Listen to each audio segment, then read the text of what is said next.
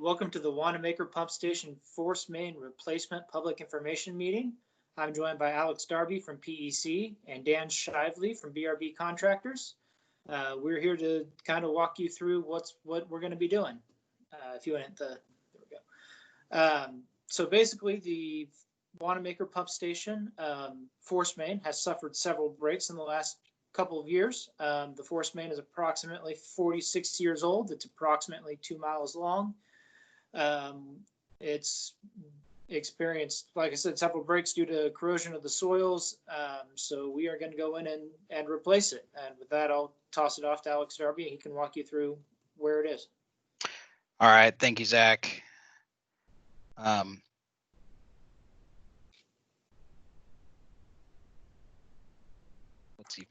we go. Sorry about that.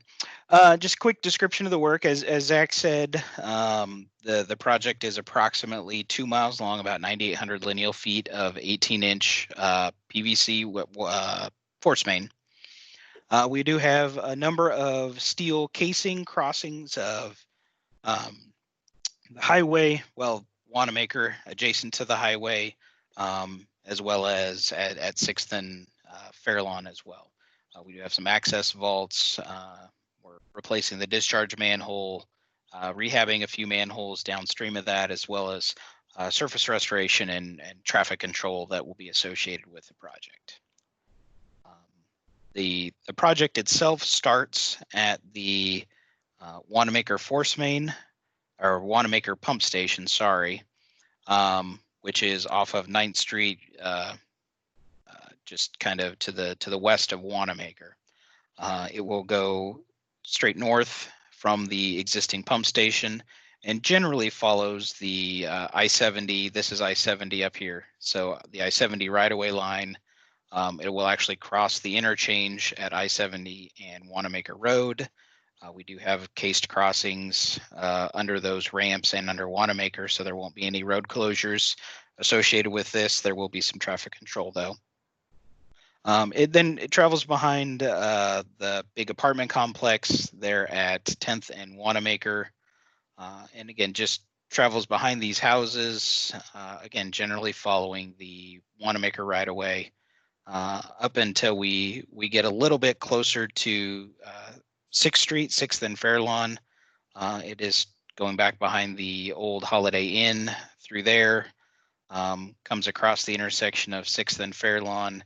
Again, continues to follow the right-of-way behind Presbyterian Manor until ultimately will discharge at an existing manhole, which is where it discharges today, just off of Whitehall. So again, it's mostly off the road and should be fairly unobtrusive to the general public, but you will potentially see that work off of I-70 in all likelihood. We did, as mentioned, we do have some access vaults that will get installed with the project. Those are precast concrete structures that allow the city to perform regular maintenance on the force main, as well as allow any air that's potentially trapped in that line to escape, to prevent future line breaks and to help with future maintenance. I mentioned a couple of different types of construction earlier. We will be doing some auger boring. That is where the steel casing, as you can kind of see in this photo here, is pushed underneath the roadway in our case, and then that soil comes out here and is moved away, and then the future force main would then be placed inside of that steel casing pipe. We are using horizontal directional drilling for a fair amount of this project. You can kind of see this example here. It's all going under a river, but it doesn't have to go under a river. We're doing this to minimize the amount of disturbance to those residents, as well as where we're crossing paved areas to do that. So they drill underneath the ground, and then they eventually do come up, and then they hook onto the pipe, and then they pull that pipe back underground, and get it back on the surface. So you'd have pipe on this side and pipe on this side. That's where the open cut portion comes in, because if you directional drill back here and here, you're going to have to open cut, which is traditional, what you see happening typically with an excavator or a backhoe, to then tie together those two pieces of pipe. So with that, I'm going to turn over to Dan to kind of talk about project schedule and what we can expect to see out there. Thanks, Alex. Yeah, we anticipate starting this project June 29th of this year. And we anticipate with hopefully minimal weather delays, we're looking at a final completion of March 26th of next year.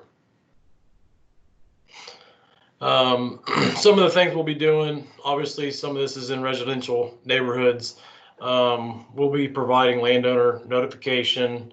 What we'll do is 72 hours prior to work starting on or adjacent to a landowner, door hangers will be put on residents' houses or potential businesses that could be potentially affected, that will have contractor information, city contact information, and what days we're looking at starting that work.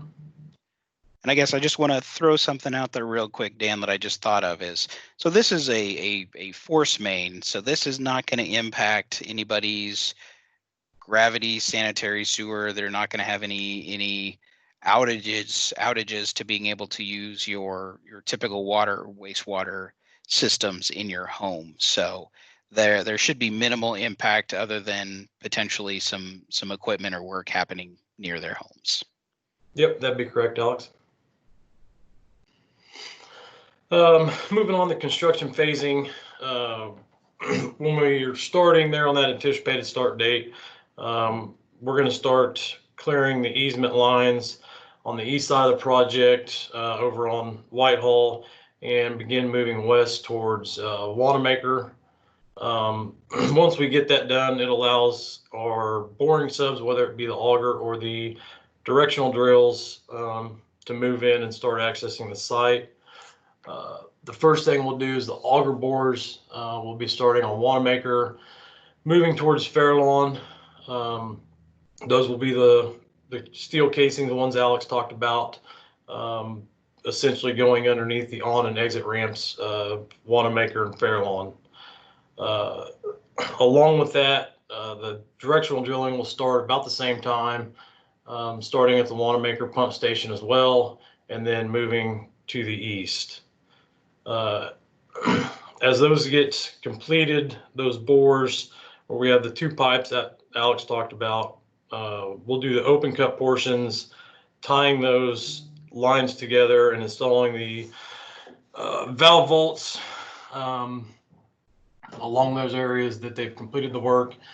And then along with that, we'll do cleanup and seeding right behind so that we're in there one time making a disturbance, cleaning it up, and moving on down the east. Temporary traffic control will be in place as necessary during construction. And if there's any questions on that, it'll be in context on the door hangers if you have any questions further on that. And with that, I'll turn it back over to Zach. All right, thank you, gentlemen. Just to summarize, this was all about the Wanamaker Force Main running from around 9th and Wanamaker to just west of Danbury and I-70, generally along the I-70 corridor there. If you have any questions or concerns after watching this, certainly feel free to reach out to me at zstevie@topeka.org, or of course contact my compatriots at BRB or PEC. Just let us know if you have any questions. Thanks.